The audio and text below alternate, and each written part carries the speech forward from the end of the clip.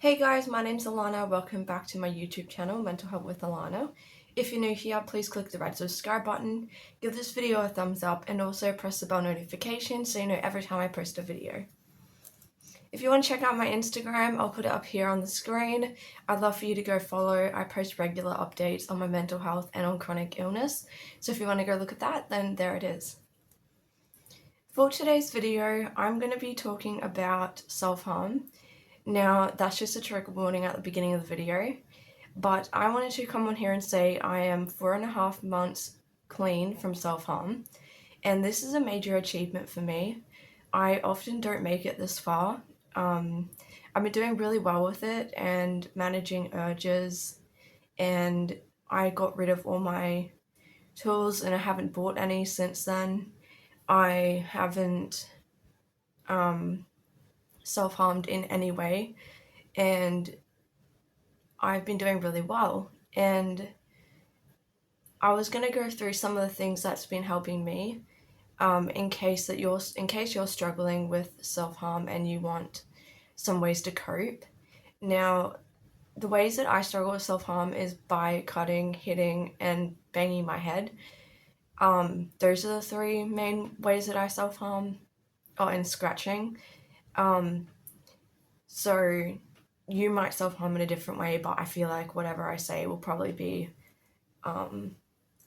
what's the right word? Probably be helpful for you.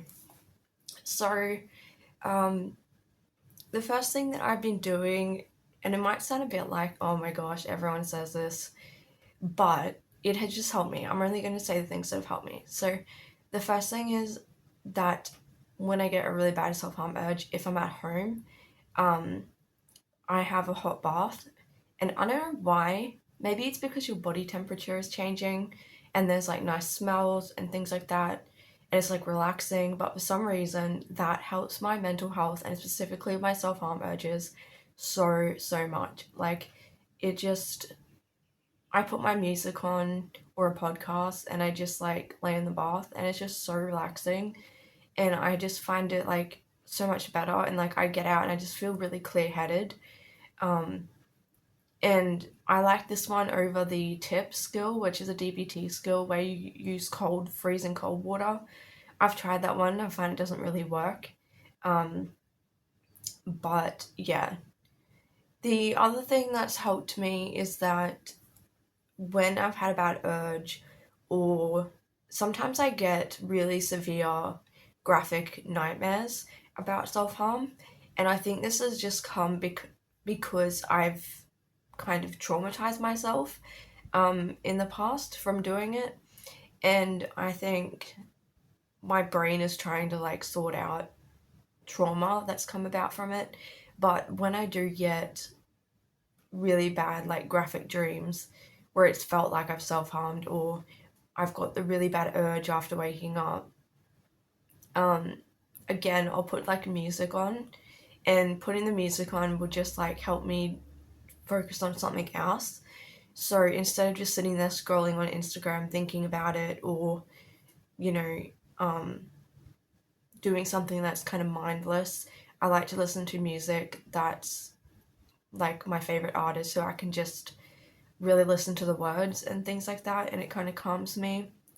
Another thing that I do, which I've said in other videos, but I'll say it again, is that I journal. I've always been into journaling. Sometimes I go through periods of time in my life where I journal heaps, and sometimes I go through periods where I don't journal as much, but I do always come back to it, and it's something that really benefits me and helps me. So yeah, that's something that definitely has been helpful. And even if you don't like journaling, perhaps you could always just use your paper, you like to scribble in, or you could use it to write out some words of how you feel. You don't have to write like a full-on diary entry if that's not something you enjoy. Also like writing poetry, so I'll write like a poem about how I'm feeling, and that's very cathartic and just really like helps to get how I feel out in some, and then I feel proud of myself that I achieved something, that I wrote a poem and then it actually like did something with my pain basically. Another thing that I like to do is to play on my Switch.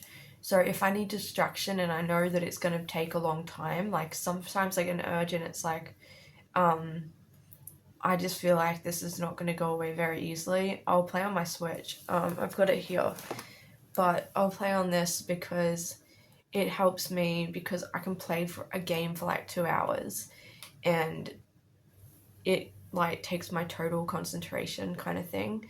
And I'll go and sit. The other thing that I do is that I don't isolate myself, because if I isolate myself, there's more chance of me doing it. So it, like, I know this is hard if you live on your own, but you could always call someone or video call so you're not on your own. But I either do that, so I either call or video call someone, or I go and sit out in the living room if there's someone out there. Early on in my like journey, I suppose, to stop quitting self-harm, I used to go and tell my mum whenever I had an urge, and I would say like, I've got a really bad urge, and she would say, oh, come and sit in my room for like an hour until you're feeling better, or do you want to watch a funny movie, like doing things to like distract me. Or she'd give me some tips like, oh, why don't you go do some art, or why don't you go film a YouTube video. Like, she'd just give me some ideas of basically what I could do to be creative and to have fun and to do something productive as well. Another thing that I like to do is to go for a walk. So I go for walks most days during the week. I go with my support workers, and getting out in nature and going for a walk is really great, and it really helps. And I feel like, again, I've achieved something. I'm really big on feeling like I've been productive and like I've achieved something, because often if I sit around and I'm not doing anything, like, don't get me wrong, I have days where I just watch TV all day, but that's pretty rare. Like, I don't do that because I just don't enjoy it. I feel really depressed, I feel miserable, and then those feelings lead to urges and wanting to self-harm. And then the last thing I'll say is that just give it time. And this can be really frustrating when you're starting off, but for me, giving myself the time, like over the span of months, the urges do get less intense, and the urges do get more, they lessen. And you still might want to do it, and you still might think about it. Like, I still think about self-harm every day, but that's mainly just because I'm covered in scars, so it's a reminder constantly of, like, some of my scars are covered over with tattoos, but some, like, I've got a whole leg that isn't, and my arm is not covered. Like, this part is, but the rest of my arm isn't. And so because I have to see these scars like every day, like, yes, I'm used to them, but then it also does remind me of self-harm, and sometimes it can be even triggering to my own self, if you know what I mean. If you self-harm, you probably understand this, how you get triggered by your own scars. And scars fading can be really triggering. I can make a whole nother video on what happens when your scars fade, because that's something that people don't talk about, and people who don't self-harm just don't understand how it feels.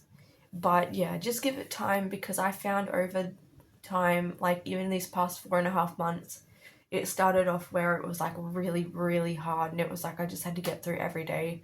And now it's like, yeah, I still think about it, but I'm at the point now where I'm actually just like, I can't be bothered to go do it. And it's messy, and it takes my time, and it hurts, and it's just an inconvenience. So I'm really looking at it from that perspective, and I've already damaged so much of my body, I'm running out of space to even do it. So that's another thing, and I don't want to keep causing more and more scarring to my body and risking infections and needing stitches and going to the hospital and worrying my family and friends.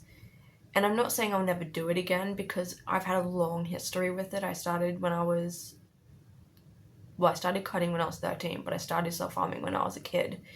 So, you know, it's not like, oh my god, yeah, it's not like I'm never gonna do it again. I hope I don't, but like I'm not putting everything on that, and if I do have a slip up, then it's okay. And that's just part of the healing process, and that there's nothing to be ashamed about, or like don't feel guilty about that if that's happened to you. So yeah, those are my tips. That's what's helped me. I wanted to come on here to, I don't know, commemorate this moment, and just to say that I'm 4.5 months clean and that I'm really proud of myself. Because like I said, it has been a challenge. It has been really hard. But yeah, when I get to 6 months, I'm gonna make another video because I've never made it to 6 months before. So yeah, that's what I'm gonna be doing. So thank you guys for watching this video. I hope you enjoyed it. Comment down below any video suggestions and I'll get to them. And I'll see you in my next video. Bye!